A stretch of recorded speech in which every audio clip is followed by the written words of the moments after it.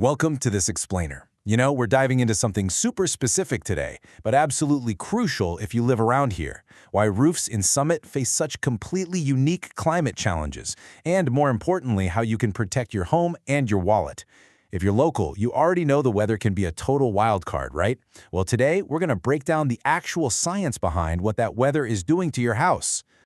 Okay, let's just quickly look at our roadmap. We've got 6 parts: Summit's unique weather challenges, most common roof failures, building codes and materials, the proper repair process, spotting contractor red flags, and finally, understanding roofing costs. Let's get right into it.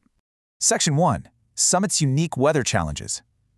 We're starting with the invisible enemies out there that make this local microclimate so incredibly brutal on roofs. Okay, so the big one, freeze-thaw cycling. This is exactly why roofs age so much faster here than, say, in a moderate climate. Summit basically sits at a weather crossroads. In the dead of winter, temps will plummet way below zero, and then, sometimes in just a few days, bam, they bounce right back up to 40 degrees. So what happens is water gets into the tiny, microscopic cracks of your roof. It freezes and it expands. Then it thaws and it shrinks.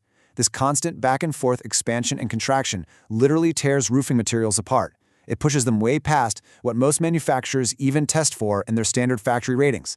And it's not just those crazy temperature swings. We've got these hyper-local geographic factors that play a massive role too. For example, homes here catch these brutal uninterrupted wind gusts ripping right off the Des Plaines River corridor. Plus, the ground itself is an issue. The clay-heavy soil throughout Summit is constantly shifting whenever moisture levels change. You can't see it, but it causes these subtle structural micro-movements in your home. Over time, that breaks sealant bonds and loosens roof fasteners. Add in the mature tree canopies in older neighborhoods, like the ones near 63rd Street, dropping debris that traps moisture right against your shingles, and you've basically got a perfect storm for accelerated rot. Section 2. Most common roof failures. Let's see how all those climate stressors actually translate into visible damage. You really have to ask yourself, why would a roof that's factory rated for 25 years in a mild climate start failing at just 18 years here in Summit? It's a shocking drop-off, right? But it's just a reality of the local environment. Those Illinois freeze-thaw cycles stress the asphalt compounds until they become super brittle way earlier than designed. A huge part of the answer to that question is the dreaded ice dam. It's an incredibly destructive process, and the crazy part is it actually starts inside your house. If your attic isn't properly insulated or ventilated, heat escapes and melts the snow sitting on the middle of your roof.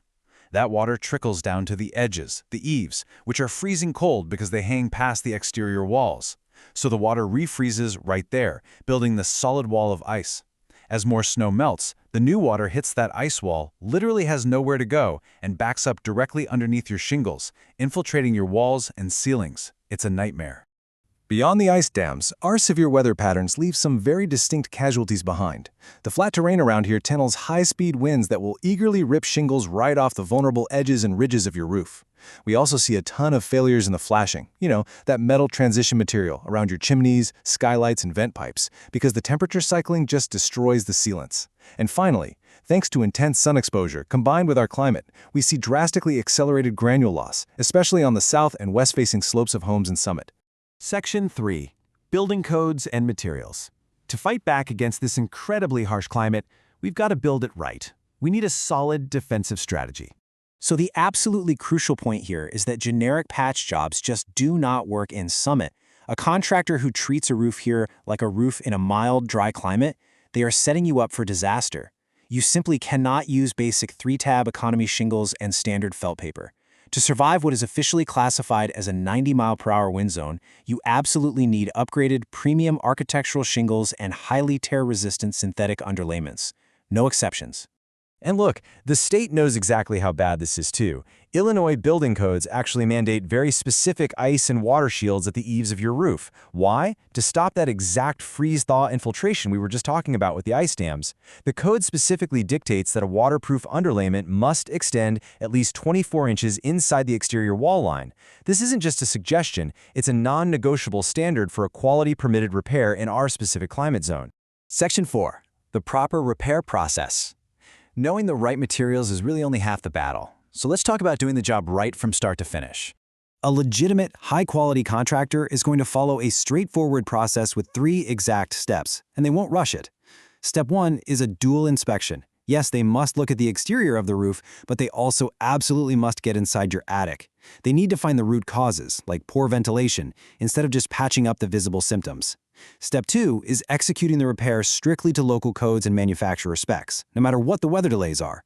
And step 3 is a thorough cleanup and follow-up, to make absolutely sure the fix holds strong after the next heavy rain. Section 5. Spotting contractor red flags. All right, now it's time to protect yourself. We're going to arm you with some serious insider consumer defense knowledge. If you see any of these behaviors from a roofer, run. Seriously, these are massive warning signs. For instance, a roofer who skips the interior attic inspection, they're actively hiding something, or they just don't care, because as we've learned, the attic is where the real structural damage and root causes are hiding. If they quote you a price without ever actually taking a tape measure to your roof, they're just pulling numbers out of thin air. And be incredibly wary of high-pressure tactics like same-day-only discounts, or a contractor who dances around showing you their active insurance certificate, or anyone demanding full payment up front before a single shingle is even touched. No way. On the flip side, you have to protect yourself by making sure you never say these specific phrases to a contractor. For example, offering cash for a discount basically signals to them that you're perfectly okay with unpermitted, corner-cutting, under-the-table work. Telling them insurance is paying for this might cause their estimate to magically inflate like a hot air balloon. Admitting you're in a rush or saying you know nothing about roofs just paints a giant target on your back for predatory pricing. Oh, and never ever offer to pull the local permits yourself. That is always the legal responsibility of the licensed professional doing the work. Section 6. Understanding roofing costs. For the final piece of the puzzle, let's talk about the math and the often hidden costs of roofing in Summit. 400 square feet. That's the size of a standard 20 by 20 Summit garage, and professionals use it as a really great, simple baseline when they're calculating material estimates. But obviously, an actual house is a whole lot more complicated than a basic flat plane garage.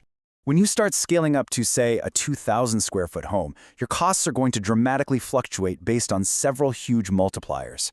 The steepness of the pitch and the complexity of the roof, meaning how many valleys, chimneys, and skylights you have, will really drive up the labor hours. Then the extent of the tear-off, the disposal fees, and local Cook County permit fees all start to stack up. And of course, the grade of the materials you ultimately choose will set your baseline. But this brings up a massive, and frankly kind of terrifying, potential surprise for homeowners. Think about all those factors we just listed.